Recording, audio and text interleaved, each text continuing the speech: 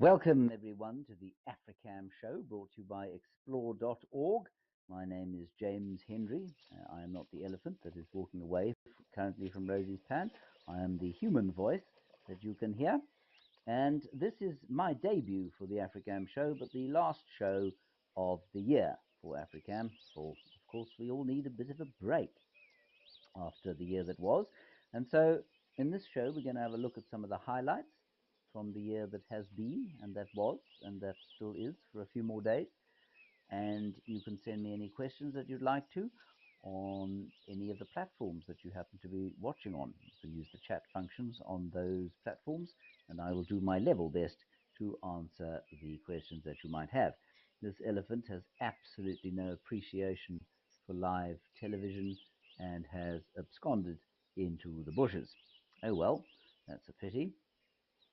We'll go back to the water and see what else is going on there before moving perhaps to another camera to see what's happening around the country.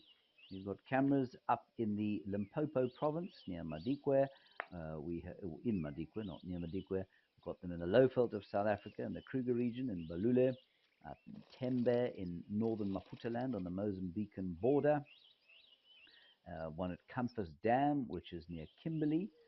And I don't think I'm leaving anything out. Right, now, we're at Tau, which is in Madikwe, as I mentioned. And what you're looking at, I know it's quite difficult to see, is a recently deceased waterbuck. The sort of spiky thing sticking out of the middle of your screen is in fact a waterbuck's horn. And this waterbuck met its untimely death in the mud of this pan, which is just to the bottom left of your picture. And as with the elephant, the jackals that were feeding on this animal, dead animal, have now absconded somewhere else. Anyway, we'll just have a quick look and see if there isn't anything around there. Of course, animals getting stuck in the mud does happen, and it is unfortunate. It's unusual at this time of the year because normally there's quite a lot of water around now, and so the pans are not drying up like they would be, say, where you normally or at a time of the year that you normally associate with animals getting stuck in the mud. Often you've seen pictures of elephants, I'm sure, getting stuck in Botswana. Sometimes this does have to do with the fact that we have created artificial water points which create mud. I've certainly had that experience myself in some of the dams on the reserves I've worked on. But in this case, I'm not sure why this waterbuck got stuck in the mud. Anyway, he won't be there for long. Something will certainly come down and devour him fairly shortly, I suspect. I imagine that a rotting waterbuck carcass will be like turkey and gammon to the hyenas and jackals and lions of Madikwe. They're much the same as turkey and gammon will be for us as we have our Christmas meals. Marvellous. You can hear some Egyptian gooses in the background. Ubiquitous. And I think we're going to head off towards Campus Dam now and see if we can see some of our national animal, the springbok. No, we're not going over there just yet. So we'll continue to observe this dead waterbuck for the time being. That white soil that you can see there is salt, not put there by man.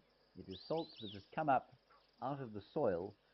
And you can see there's a slope up towards the back of the picture, and that salt comes down with the clay over many hundreds of years, probably even thousands of years.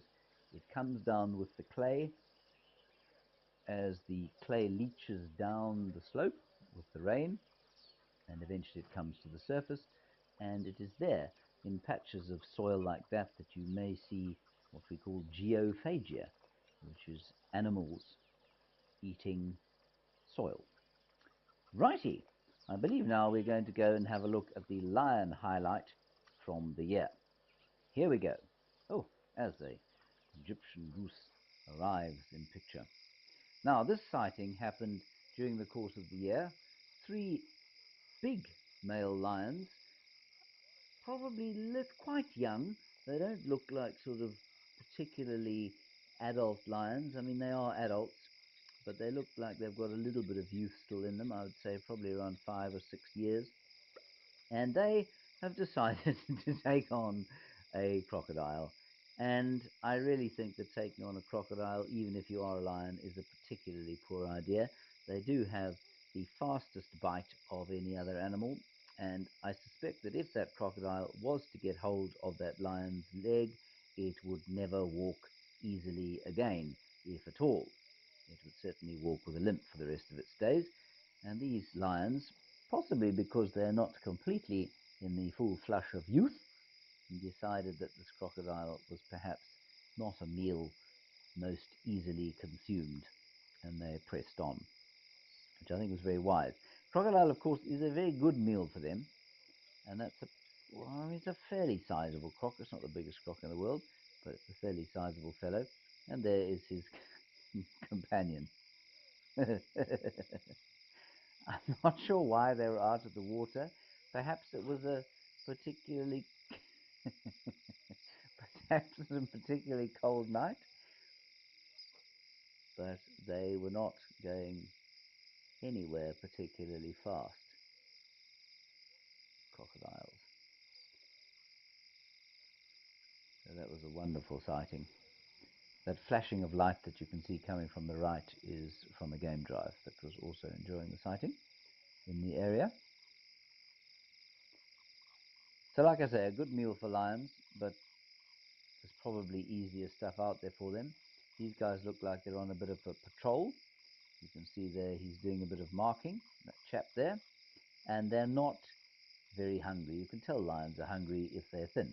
If they're fat, they've just eaten, and if they're very skinny and they look like they need a meal, then they need a meal. These guys look like they're pretty well fed. In fact, I don't think they're all the same age. So those are two youngsters, I think, further behind, and then the older one up front, possibly saying, you know what,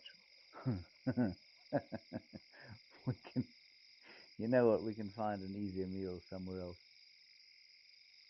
It's also quite typical behavior, that lion lying there just watching the crocodile. They'll often demonstrate quite remarkable patience, where a human being would get bored and move off or try and make another plan. Lions will just sit, or most cats will just sit and observe and see if perhaps the situation doesn't improve slightly. Right, we are now back live with some zebras, and these zebras are at Naledi Dam, which, if I'm not mistaken, is in Baluli. I think that's correct. Yes, I'm getting nods from the extremely intimidating director sitting in front of me. And we've got the zebras and the giraffe feeding on some bush willow bushes. I'm sorry about the sound. We'll try and get that back as soon as we can. And this, of course, is in a time of great abundance for anything herbivorous. There is a lot of fresh green grass for the grazers, like the zebras, to eat. That's why they'll be giving birth fairly soon, if they have any sense, if they haven't already given birth. And it's also a great time for the giraffe, except that what the giraffe will have to do is be careful of which trees it selects, because young leaves, so often young leaves that are the first flushes of the new season, are very high in tannin, and that won't be particularly tasty to the giraffe. A little bit like sticking a tea bag in your mouth and sucking on it for a while, which I suspect that nobody really likes to do. There's no very young zebra there. That little one there, I suspect, was born maybe 2 months ago, so just before the rain started, maybe a little bit less than that, but certainly relatively recently, but I would have said before this lovely flush of green grass. So that mama zebra, unfortunately, got things a little wrong, but doesn't seem to have caused any problems.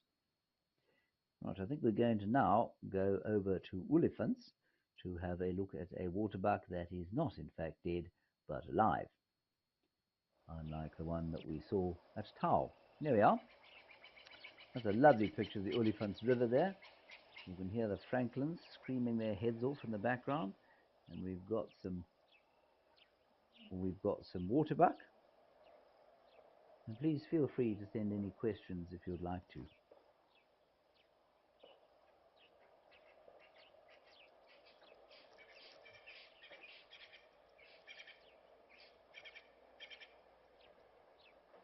It's a really gorgeous afternoon summer scene there in the low veld of South Africa in the Kruger region.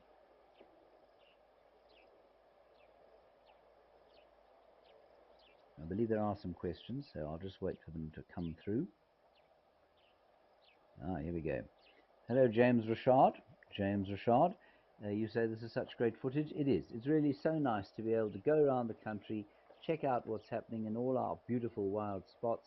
There are so many gorgeous wild spots around South Africa, and these live cameras are just a really, I think, peaceful way to while away the time, observing nature unfolding at its own pace. Dorothy, hello. The narrator is me, Dorothy. My name is James Hendry. If you would like some more information about me, well, please send through another question and I shall give you my curriculum vitae, abbreviated, of course. Lovely big trees on the banks of the river. It looks like a fig tree of some description. Difficult to tell from here, but I think that's what it is.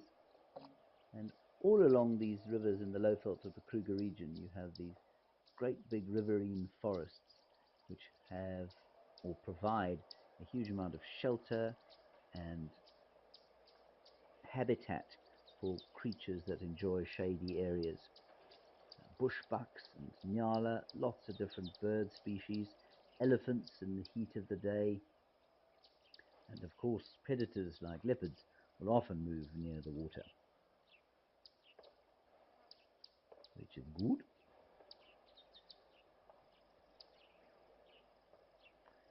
Alrighty, we are going to now, oh no, we've got a big crocodile. I'm not sure where this crocodile is. I shall find out shortly. It's a tau. So this crocodile is probably quite put out that the waterbuck was removed from this waterhole, because I suspect he would quite happily have devoured the waterbuck. And that's probably why he's not moving now. He's looking like he's having a bit of a sulk. And I suspect the temperature at Madikwe right now is pushing the high 20s centigrade, which will be sort of, I'm guessing, at around about 70 degrees Fahrenheit or so, which is a good temperature for a crocodile, and quite common that in this sort of temperature you see the crocodile half in and half out of the water. It's not showing a massive enthusiasm to go and hunt or eat something, and that'll be because it's comfortable, and it's, you know, crocodiles don't need to eat that often. Often they eat. So, let me start that again. They don't need to eat very often, and I have read that they can go up to 2 years without eating a meal. I'm not sure that that's entirely true, but they can certainly go for a substantial period without eating. This crocodile is not dead, I don't think. I think it is alive and just having an afternoon ziz, which of course is an ideal thing to be doing at 4:15 of a summer's afternoon in South Africa. Hello, Mary J. You say, how am I? Oh, I'm fine, thank you. I'm very well. I'm enjoying myself, looking at all these lovely cameras and the animals thereupon. Yes, Brittany, I agree with you. The Olifants River is absolutely stunning. It is a gorgeous, gorgeous river. One of the major rivers that runs through the Kruger National Park, of course. Debbie, do crocs go after waterfowl? You know, I've often wondered that myself, Debbie, you know, because I've seen crocodiles swimming around where vulnerable Egyptian goslings are swimming oblivious with their parents. I've never seen a crocodile go for a waterfowl. I really cannot see why they wouldn't, however. So I'm sure that they do take waterfowl from time to time. I suspect, however, that the waterfowl are very wise to their ways and will be fairly skillful at avoiding the attentions of a crocodile. But like I say, I've never seen a crocodile take a waterfowl. And just in case you've seen pictures of crocodiles, or there are almost certainly drawings of crocodiles having their teeth cleaned by birds, that is almost certainly a myth. It does not happen. There is some vague record of an Egyptian plover once doing it to a crocodile, but it is certainly not something that is common. Now we have another question from Katiza. Hello, Katiza. Is waterbuck meat not good for carnivores? No, Katiza, there's another myth around waterbuck meat. It is good for carnivores, and lions and hyenas will readily eat it. It's not great for human beings, and that's because the skin of a waterbuck contains glands which produce a fairly pungent, musky odor, and that musky odor can taint the meat if if you shoot a waterbuck and try and eat it and it's got a bit of a shock and you don't skin it properly. So that's where that myth comes from. And it's very good for predators. Right, we've gone to Comfort Dam now. And yes, we have got the national animal, the springbok there. Yes, we have got some hartebeest behind what is the central picture here. And that animal there is relatively unusual. That is a black wildebeest. Although it is not black, it is in fact a black wildebeest, and it has got a white mane and a white tail. They are magnificent animals, in my humble opinion. Comfort Dam is near Kimberley, which is in the Northern Cape province of South Africa, and you can see that magnificent black wildebeest is being attended to by a cattle egret. Now, the black wildebeest is different from the blue variety, of which, of course, millions migrate in East Africa. Substantially fewer of the different subspecies knock about in the sort of Kruger region of South Africa. These chaps tend to occur on higher lying areas and often in areas that are slightly drier than where blue wildebeest tend to hang around, and they are not nearly as common as the blue wildebeest. So isn't he lovely? Assuming he's a he, given that he's on his own.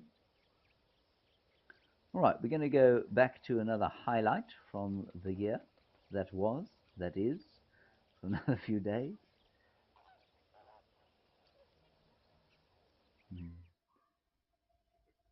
Right, now this little leopardess, her name is Watika, and she lives in the Sabi-Sant Wildtuin or Sabi-Sands Game Reserve on the western fringes of the Great Kruger National Park.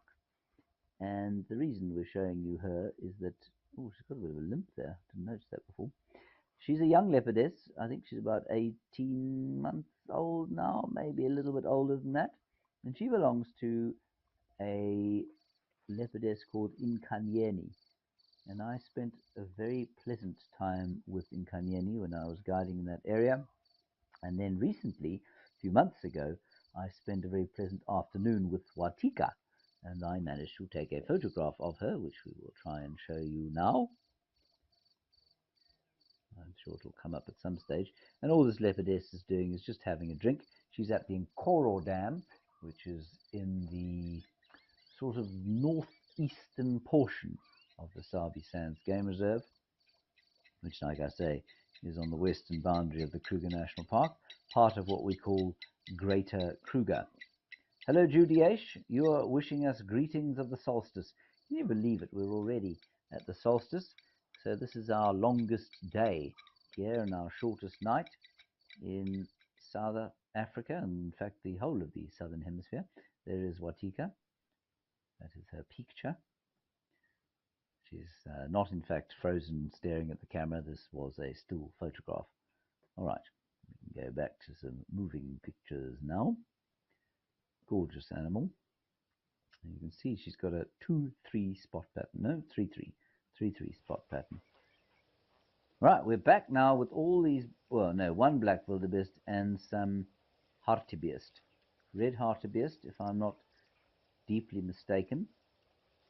Also, very kind of, I mean, I think they're magnificent looking animals, but not ones that we often sort of seek out when we're on safari, and yet we probably should, because they are very interesting looking creatures, somewhat bizarre looking creatures, it must be said. They seem to have a look of perpetual surprise on their faces, which is not helped by those horns, which stick up, and I don't know, I just think they look like they're at an odd angle. And in amongst them, the beautiful springbok. I think one of the most fascinating, certainly one of the most beautiful antelope that we have out here. They are not a true gazelle, although they look like Thompson's gazelles. They are relatively distantly related to Thompson's gazelles, and in fact, in their own little sub-tribe, they don't have a close relative at all.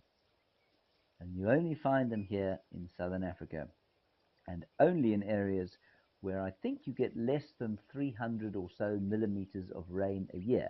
That's 12 inches of rain a year, to those of you operating in the 19th century.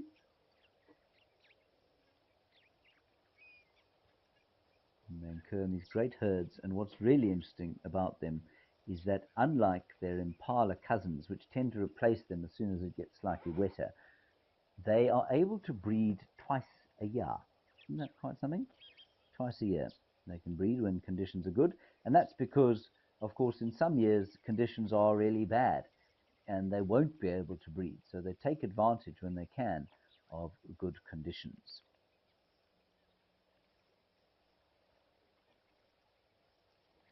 We're going to go off to another highlight now. We are now at Katmai. As far as I'm aware, yes, we are. Katmai Pan or Katmai.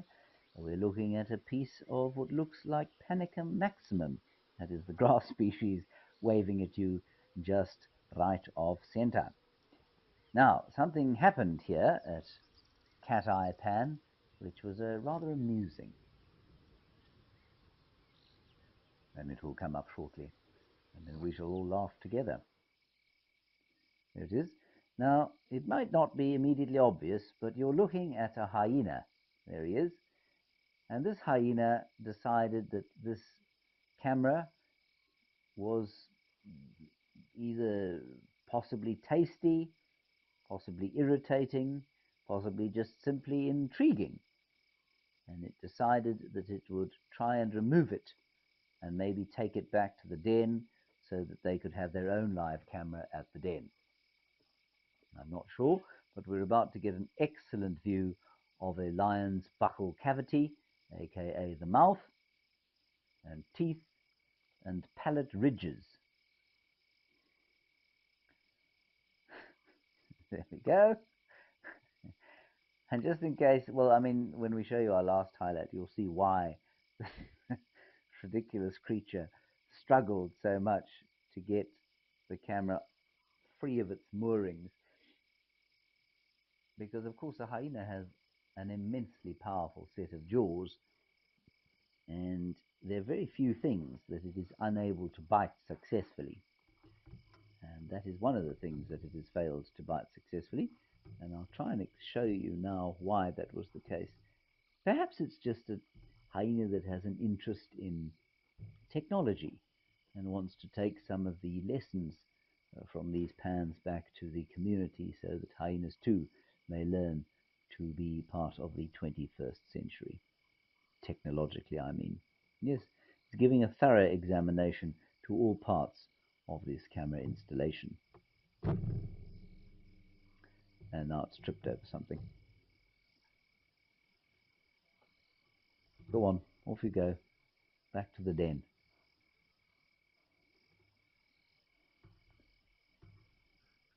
I think one of the beautiful things about these cameras is that these things go on without our seeing them, unless you happen to be watching the cameras, and yet the bush just carries on around them. You can hear the lovely sounds of the crickets and other insects getting on with their lives. A little bit like those lions with the crocodile, very patient, doesn't get frustrated easily. I think we're back live now. We're at the Nomad Cam. Right, so the Nomad Cam is actually a mobile camera that's sitting on the back of a car in Baluli. and these elephants have come down to have a drink. Looking at the lack of movement in the grass and the sunshine there, I'm going to guess that the Lowveldt's temperature is pushing the high 30s today, centigrade, which is sort of mid-90s.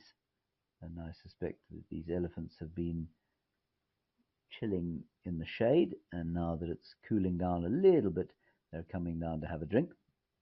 And that looks like 3 young bulls, 4 young. Well, no, it's not. It's a whole herd.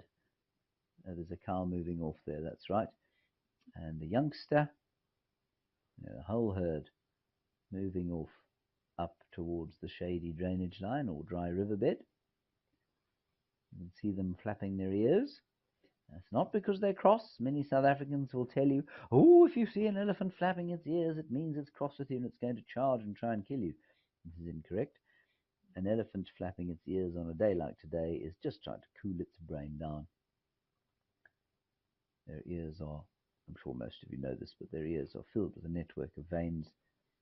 And when they flap them, that blood in those veins cools down and travels to the brain and keeps it relatively cool. Which, of course, is important because nobody likes a boiled brain. I certainly don't like a boiled brain in the slightest. James Richard is asking a question about black wildebeest, which I'm just going to quickly ask or answer. Do they have a set breeding season? James, I think they do. I'm not sure exactly when it is, but I think you'll probably find that it's not quite as defined as it would be for the blue wildebeest in East Africa, which of course all give birth to their young in early February. And I think the black wildebeest, like most of the antelope out here, will have a breeding season or a birthing season that coincides with the wettest time of the year, especially as they are often in some, or they're often in sort of dryish areas. Now, we're going to go across to why it is that the elephant or that the hyena was unable to remove the camera. Now, look at the camera on the left here. This elephant, young bull, probably young male hyena earlier, just, mucking about as all young mammals like to do. And he's having a look at the camera and trying to discover what's going on. And what he's doing is turning it around, and you can see how round it is. And obviously that's a very hard perspex case around the camera lens, and it's so round and hard that the hyena was unable to get his big powerful jaws around it sufficiently to be able to remove it, which I think is quite a relief. So this elephant is now just fouling up the camera, and you'll see to what extent fairly shortly.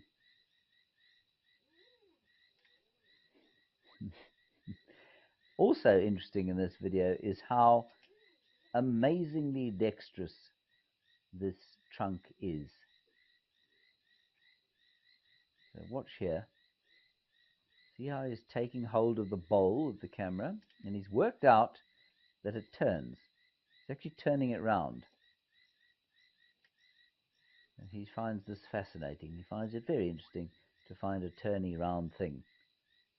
And so he turns it and around, like any young mammal might on finding something that they found sort of interesting.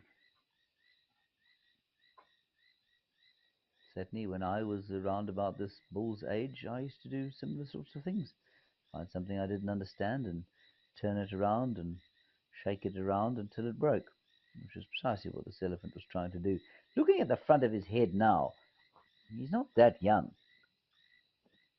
I mean, I would have said he was a good 25 years old.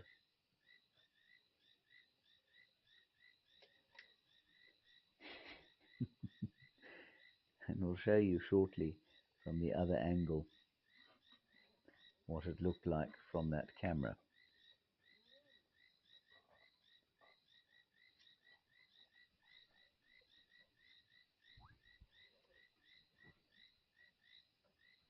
Lovely frogs calling in the background there.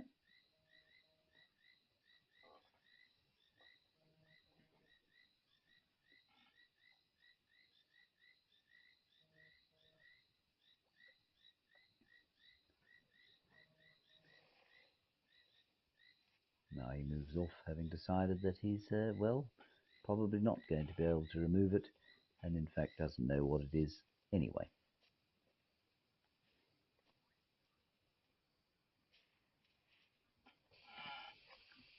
Now this is what it looked like from the other angle. This is the camera, and when we started the show, we started on a slightly befouled camera, and that was because of this elephant. He has befouled this camera with his snot.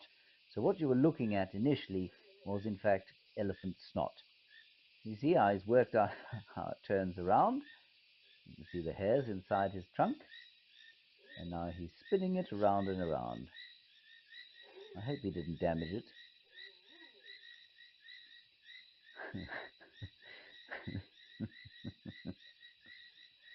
That's marvelous.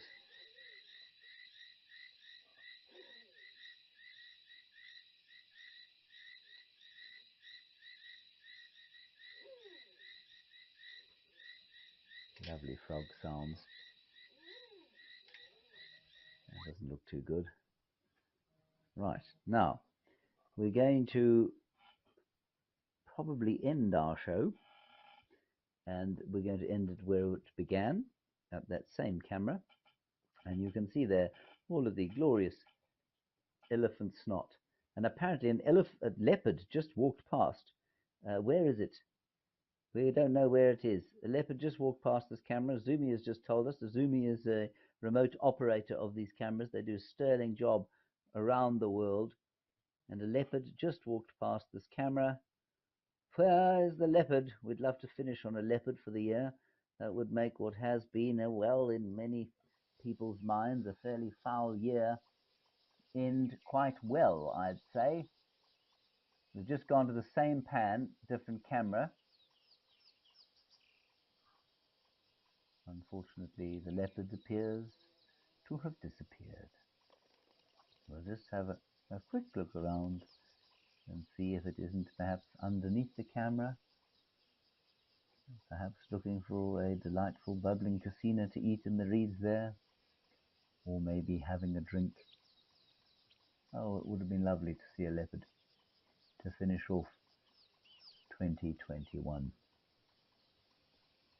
Alas and alas. All right, everyone, that's going to be it from the Africam Show, brought to you by explore.org for 2021. We'll start again in January, probably in mid-January, but we'll keep you posted as to exactly when. Until then, you can keep watching the live cams and just enjoying the peace and wonder of the summer here in South Africa.